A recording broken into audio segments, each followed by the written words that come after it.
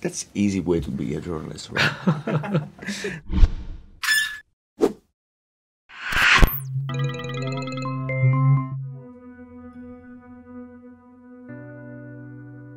Marco, das Blut eines Abenteurers pulsiert in deinen Adern, das erkenne ich.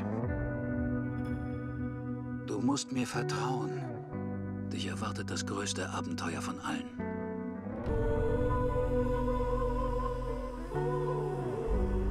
Okay, Marco Polo.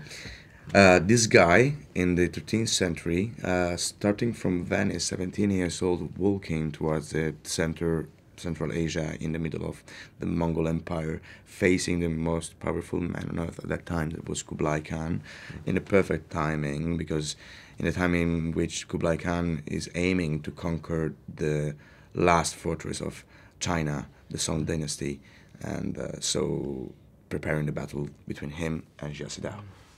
So Jia Sidao is basically the one man standing between Kublai Khan and the Chinese kingdom, and Marco Polo very unwittingly stumbles into this very big scenario of warring kingdoms, much to his surprise, I think.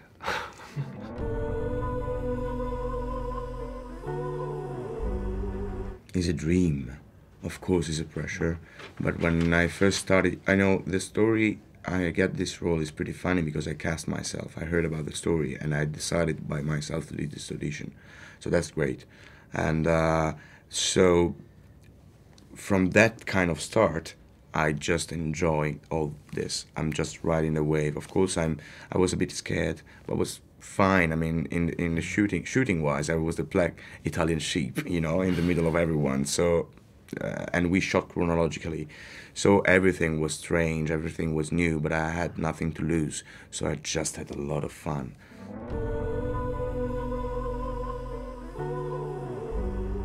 Well, he's a very interesting character. I mean, he wrote an encyclopedia on crickets, basically, that's still being used by insectologists today. You know, I mean, this is, 800 years later. So that's why he was called the cricket minister. But on top of that, you know, I mean, he also practices a very unique form of martial arts, which is the praying mantis form of martial arts. It's not taught by that many. So, I mean, we were very fortunate to get the people who were on set to train me for it. So so that's why he's called the cricket minister. But it sounds strange, but it's so true. And with so many things in the series, you know, I mean, fact is stranger than fiction. You couldn't even write that, you know, especially like, you know, you have... That's the beautiful thing, you know, yeah. when we are trying with this show to tell the people, look, reality can be much more magnificent and strange and weird than our most crazy imagination, you know.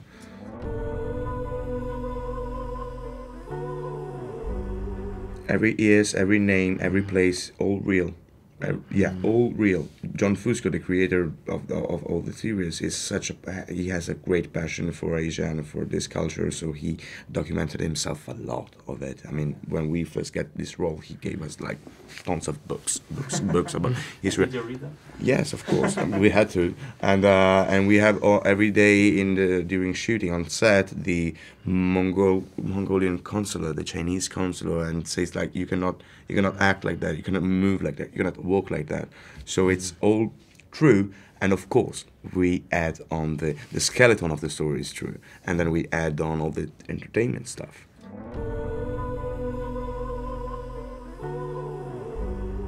Android Eyes didn't exist. I mean, I'm sure 100 Eyes is a combination. It's a combination of quite a few different characters, because during that time, I mean, the courts always had these mentors and advisors, and you know, people who were helping in defend the kingdom and defend the emperor.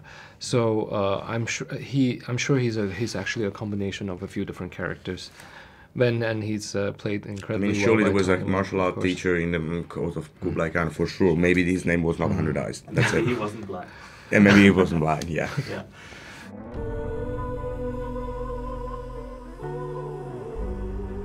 Because Netflix has the infrastructure, I think, and the platforms to showcase the biggest, the most popular films actually, and releasing them in a way where people can enjoy any time and whenever they want to watch it.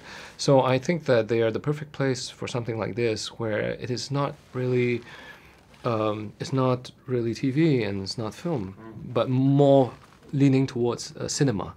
You know, I think Netflix has created a new kind of entertainment. You know, and I think, but more than anything else, because I've been on those big movies, we shot this like a movie.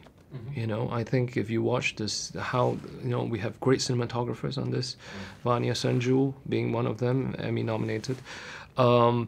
It's shot like a film. You know, it's shot to be projected on a big screen, so it makes it very fun to watch. I think the audiences will enjoy it. When we first get this role, he gave us like tons of books about history. Did you read them? Yes, of course. I mean, we had to.